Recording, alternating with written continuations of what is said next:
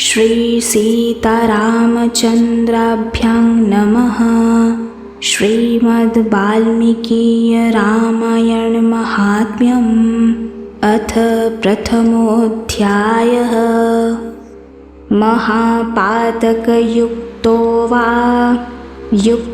वा सर्वपातकैः श्रुत्वैतदार्शं दिव्यं हि काव्यं शुद्धिमवाप्नुयात्।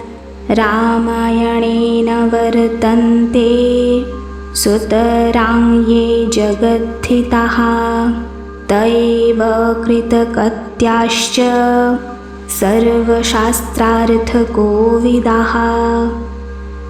श्लोक 22-23। মহাপাতক অথবা সম্পূর্ণ উপপাতক যুক্ত মানুষও ঋষিপ্রণীত এই দিব্য কাব্য শ্রবণ করলে শুদ্ধি অথবা সিদ্ধি লাভ করেন।